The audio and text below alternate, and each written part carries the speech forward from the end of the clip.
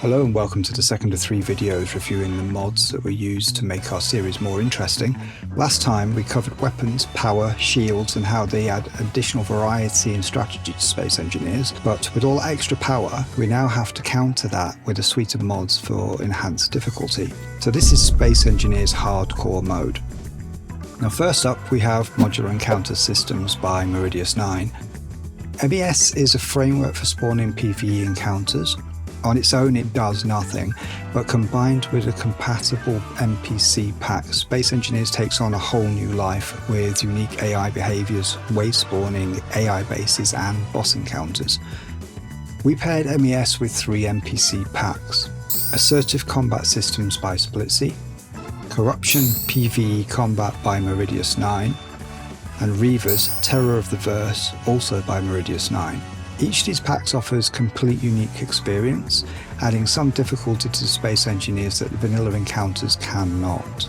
Assertive Combat Systems introduces ground bases, unique cargo ships and defensive behaviour, and has something for planets and space. So it offers a great challenge for early game, but once you gain access to shields and improved weapons, it starts to become a bit of background decoration that you can mostly ignore. Now in the mid-game we introduced Corruption PvE Combat, also by Meridius 9. This is a drone-focused pack spawning tech-based enemies with a variety of abilities from hacking components via antenna signals to bait-and-switch deception.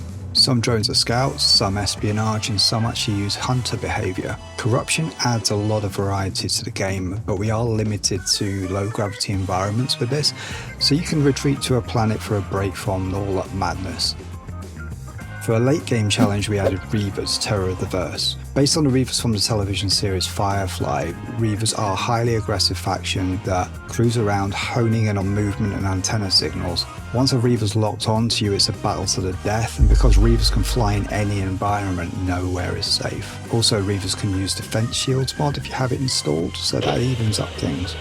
Now, as if that wasn't enough, with the addition of Meridius 9's NPC weapon upgrades mod, our Corruption and Reaver NPCs gain random weapon upgrades from any of the weapon packs that we have installed.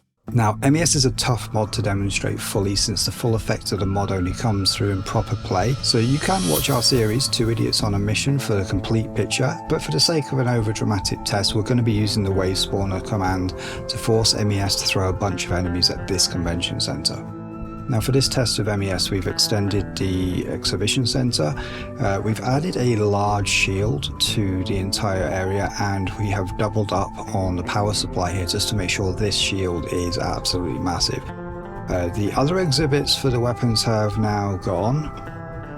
That's just to make sure that this base is a safe place for us to observe from, but it's also not going to be a distraction for any enemies that come through. And to make things a little bit more interesting, what we've actually done is we've added a second platform into the exhibition. It's a discrete platform, a different grid from this one. It has its own shield, its own weapons. It's basically been built to taunt the enemy by having a larger threat score than this grid and also being a lot more threatening. Right, so from this point, what we do is we open the global chat. And first thing we need to do is check the threat score for this area, because threat is basically how MES works. At low threat scores you get either no spawns or you get very weak spawns, and at much higher threat scores you may get some of the more challenging bosses, more of them and much more often.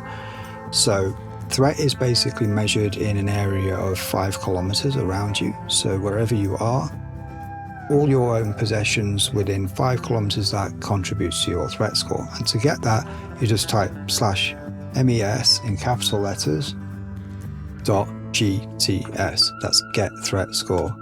Now our threat score is 20,135, which is quite a large threat score, and we've already got a spawn appearing here. This is just a standard Space Pirates business shipment, which isn't really anything to be worried about. That'll be a passive ship, one of the normal vanilla spawns. Every time you've travelled a certain distance, and the default is 8 kilometers, when a player travels 8 kilometers, something will spawn. It could be a ground base if you're in a suitable area and have a suitable pack installed. It could be a cargo ship. It could even be an attack vessel from Corrupt or from Reavers. So Traveling around keeps the spawns happening, so as you explore, you will have things to find. On top of that, with the addition of additional players, if you're playing in co-op or multiplayer, those additional distances traveled by your co-players will also spawn their own spawns. So the more players you have in an area, the more things you're going to have to face. So it's always kind of balanced. So we're going to go with the wave spawner. And that chat command is /mes, all capitals again, .spawn with a capital S, .wave spawner with a capital W and S, .space in this case, because it's the moon. It's kind of like a planet, but it's more like space. If that doesn't work, we change space to planet. Now, with a little luck, somewhere in space around us, we should get some compatible spawns. And a wave spawner basically will spawn 4 or 5, depends on what you've set. There is a config page that you can change to alter these sort of defaults. Here we are. Space pirate, mining carriage, business shipment, Reaver Slayer. Now, we've got multiple different factions spawning at the same time. Now, these are enemies of each other, so they may end up fighting. Now, here we have the Reaver Slayer has detected a target. It could be the business shipment. Could also be ours. Right, we've got a few enemies appearing now. Let's get a closer look at a couple of them. We've lowered our weapon ranges down to like 1 kilometer, just to make sure we don't sort of tag these before we get a chance to see them properly. So we can see it's going after one of the space pirate things. Our other impaler, I don't know what that's attacking, but it's not us. Slayer is kind of dead. The Thrasher's honing in on something. So we have 4 Reavers that spawned from here. Now, a wave spawn like this can actually happen organically. It can just happen. Factions under the modular encounter systems tend to go through periods of war and peace mode. So war mode's an active mode where they are actually extending their antenna range, looking for things to fight, anything that might have aggravated them. In the case of Assert, you kind of have to annoy them a fair bit before they'll actually start attacking you, so you are safe to leave them alone. But in the case of Reavers, they'll attack anything. They're always aggressive. Most of these tend to be attacking anything but us. I think this one's actually coming in for a run at us, so we'll go back to our camera view. Here we go.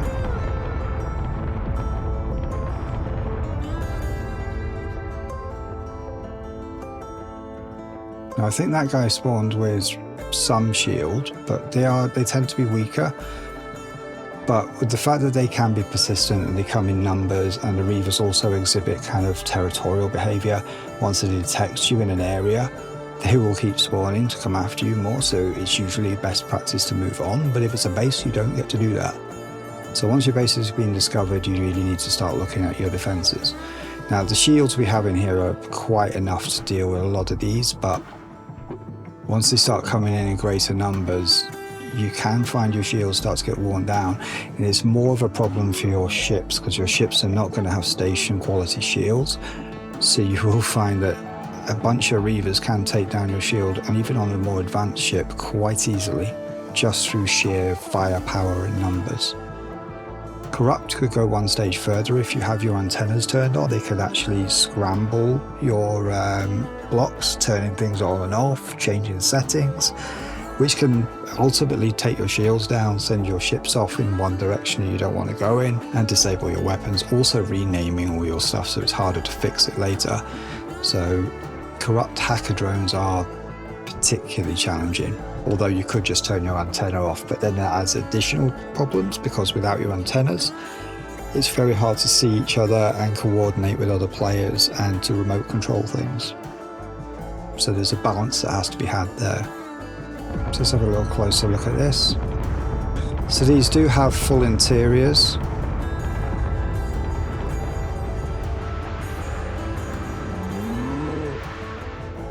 So there's a big hangar bay in this one. And you can see them using the weapons that we have access to. So You can make these as difficult as you want. Here's ramming strategies.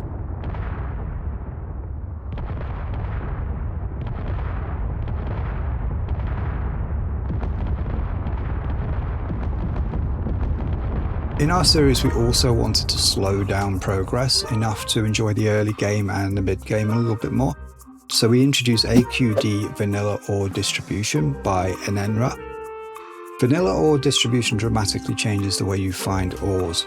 First, ores will be found much deeper underground, so large ore detectors or modded detectors are necessary to find the more rare deposits.